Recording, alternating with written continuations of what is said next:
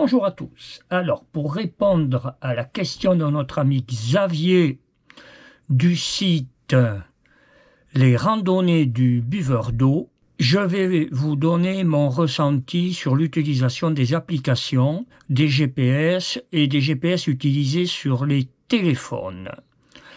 Alors, tout simplement, mon ressenti est que si les téléphones ont le mérite d'exister, on peut très facilement suivre une trace pour se guider dans la randonnée, mais lorsqu'on l'enregistre, les données sont un petit peu tronquées parce que le nombre de satellites pris ne doit pas être très important.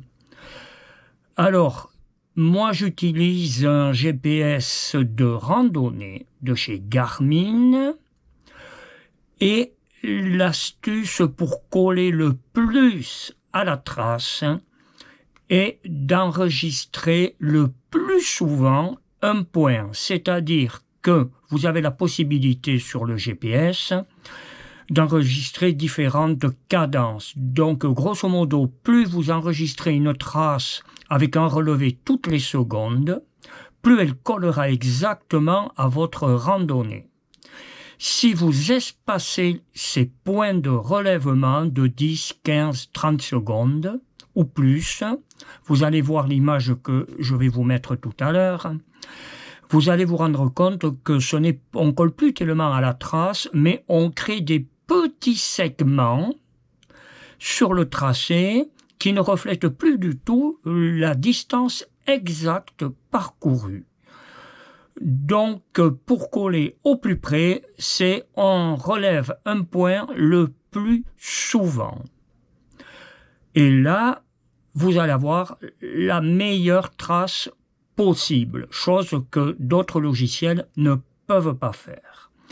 Au niveau de l'altitude qui parfois d'un GPS à l'autre varie, Garmin m'avait donné une explication très simple, c'est qu'à GPS identique, on ne capte pas le même nombre de satellites, ce qui fait que moi je vais peut-être avoir 5 satellites, vous allez peut-être avoir 6, 7 satellites, et ça dépend également de la hauteur où on les capte. Il y a des satellites qui sont plus hauts que d'autres, donc voilà ce qui fait les petites variations d'altitude. Mais si on utilise vraiment des GPS de rando, on se rendra compte que au niveau du dénivelé, il y a très peu de différence. Donc si on veut, en résumé, coller au plus près à la trace, il faut utiliser des GPS dédiés à cette fonction. Point final. Les téléphones, comme je me répète, ont le mérite d'exister, nous permet de nous diriger sur une trace donnée, donc pas de risque de se perdre, mais si on veut relever les distances exactes et tout, pour l'expérience faite avec les copains qui utilisent ça autour de nous, il y a des variations qui peuvent aller jusqu'à 1 km, voire 2 km d'écart, et en altitude, ça peut aller jusqu'à 300-400 mètres de différence, donc qui ne reflète plus du tout la réalité du terrain. Voilà mon ressenti, et je vous donne maintenant une petite image. Vous allez voir en couleur noire les réglages de mon GPS et le rendu d'une randonnée faite hier. Et en blanc, vous allez voir les données de GPS d'une montre Suunto, donc qui ne doit pas avoir les mêmes relevés au niveau des points et qui a une différence, je regarde en même temps que je vous parle, d'à peu près 400 mètres quand même. Par contre, au niveau du dénivelé, on se rapproche complètement. Voilà, en résumé, si on est maniaque, on utilise un GPS de randonnée. Et là, on a des données correctes.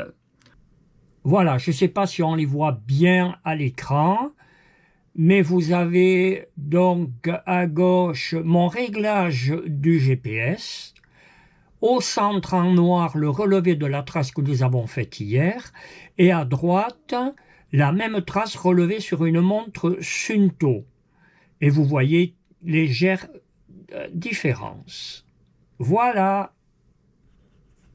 Alors, pour terminer, les applications telles que Appli Sunto, Relive, Strava et compagnie ne sont que le reflet de la trace que vous leur avez envoyée.